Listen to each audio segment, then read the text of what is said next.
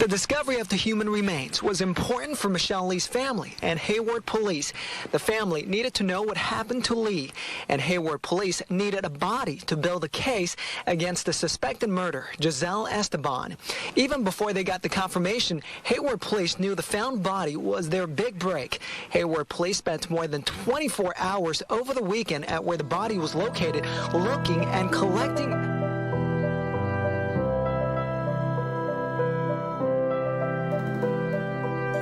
Welcome to the San Francisco Bay Area with its beautiful California coastline, wine country living and redwoods nearby.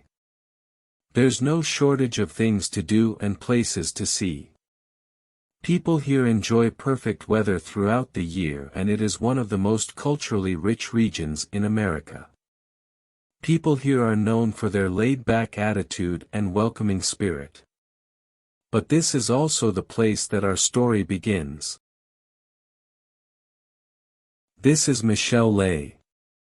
She grew up and attended high school in San Diego.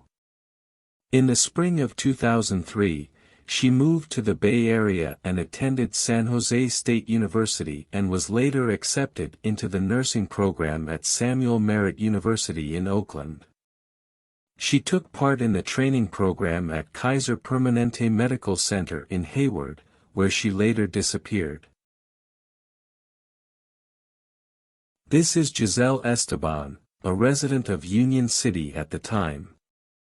She was also from San Diego, where she and Michelle were close friends since high school. They both moved to the Bay Area to attend school, and it is there that Giselle introduced Scott MARASIGAN to Michelle. This is Scott MARASIGAN. Scott and Michelle dated briefly but remained close friends after they broke up. Ironically, Giselle started dating Scott afterwards. In the spring of 2005, they broke up but later reconciled after they discovered Giselle was pregnant. They lived together for a time, but that did not last due to Giselle's jealousy, accusations, and hatred towards Michelle. Giselle blamed her for everything that went wrong in her broken relationship with Scott. It is in this idea that she began the psychopathic obsession with Michelle that led to the 26-year-old's disappearance and murder.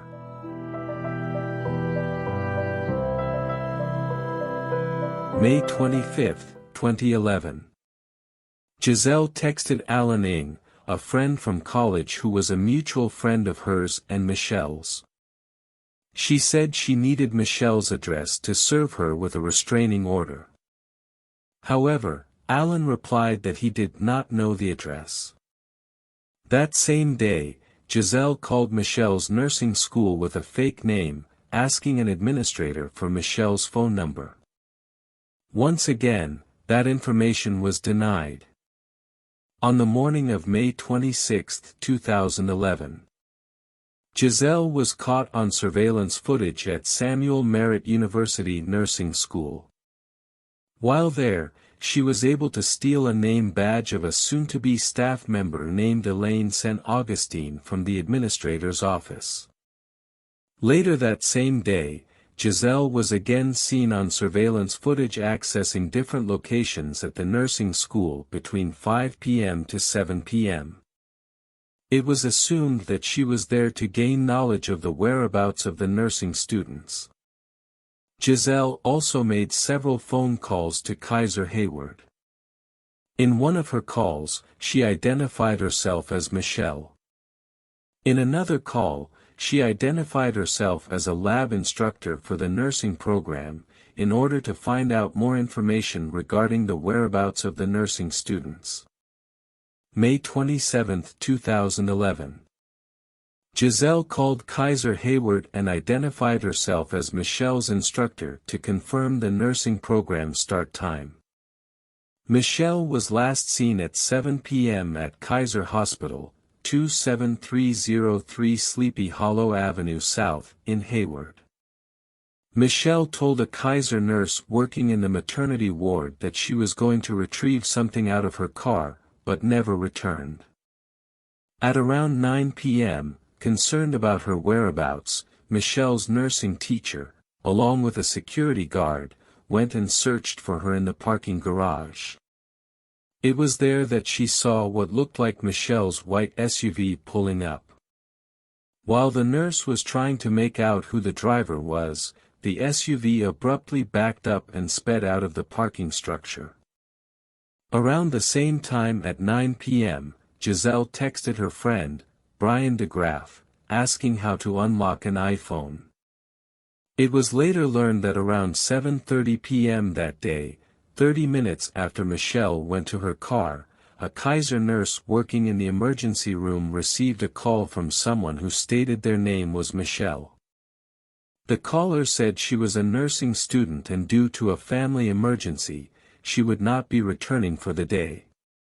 However, the caller made a mistake in that she called the emergency room and not the maternity ward, where Michelle was training. May 28, 2011. At 1 a.m., Giselle texted Scott and asked, "Where is Michelle?" Around 9 a.m., Michelle's white 2010 Honda CR-V was found abandoned and parked on Ponderosa Court, a residential cul-de-sac, about half a mile from where Michelle was last seen.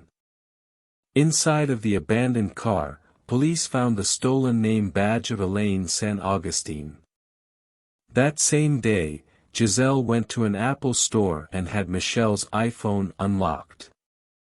She lied to the Apple employee that the phone was accidentally locked out by her daughter. Around 3 p.m., Giselle took her daughter to Chuck E. Cheese in Newark. However, after they arrived, Giselle left her daughter with a chaperone and disappeared for almost an hour. It was about the same time that Michelle's friends and family started to receive messages coming from Michelle's phone. Hayward police officer Fraser Ritchie sent a text to Michelle's phone and identified who he was and to call him back. He received a text back that her phone's battery was too low and the texts abruptly ended. Scott also received a text from Michelle's phone that she was putting out fires since people thought she was missing. By May 29, 2011, Hayward police had enough suspicions that they searched the Union City home of Giselle. Scott also allowed access to his phone, computer, and text messages from Giselle to Hayward police. June 1, 2011. Police announced they detained Giselle, and again, searched her Union City apartment and seized her cell phone and laptop. June 6, 2011. Hayward police announced they had enough evidence that made them believe Michelle was killed and the incident was a homicide. June 10, 2011. Police focused in on the rural areas from Mission Hills to Niles Canyon Base on signals that came from both Michelle's and Giselle's phone. September 7, 2011. Giselle was booked at Santa Rita Jail on one count of murder. Police said mounting evidence led them to Giselle's arrest. September 17, 2011. Around 10:30 a.m., Michelle's body was found during the 8th search in Sonole Canyon, a remote, rugged area off of Interstate 680, between Pleasanton and Sonole. Michelle's body was found decomposed underneath dirt and brush. There was substantial evidence to convict Giselle for Michelle's murder, even though she claimed it was due to extreme provocation and heat of passion. Kaiser's CCTV footage captured Giselle in the garage before Michelle's disappearance. Her DNA was found on the turn signal lever of Michelle's abandoned white SUV. Her hair was also found in Michelle's abandoned car. Both of their phones were shown to be traveling on the same path at the same time after Michelle went missing. There was footage from Chuck E. Cheese capturing Giselle texting with Michelle's phone. Michelle's blood was also found on Giselle's shoes during the search at her Hayward home. October 29, 2012. Giselle was convicted of first-degree murder. December 10, 2012. Giselle was 28 years old when she was sentenced to 25 years to life in prison. At the end. It is very sad that Giselle Esteban killed her once best friend over a person that she, herself, introduced to in the first place. Why did Giselle introduce Michel to Scott if she already had feelings for him? Does Giselle have some kind of mental issues that made her believe her actions would be overlooked from her futile attempts to cover her tracks? Because of her deranged psychopathic obsessions with Michel, a family has now lost a daughter, a brother has lost a beloved sister, and the world has lost a future nurse. To this day, Giselle has not shown any remorse for her actions.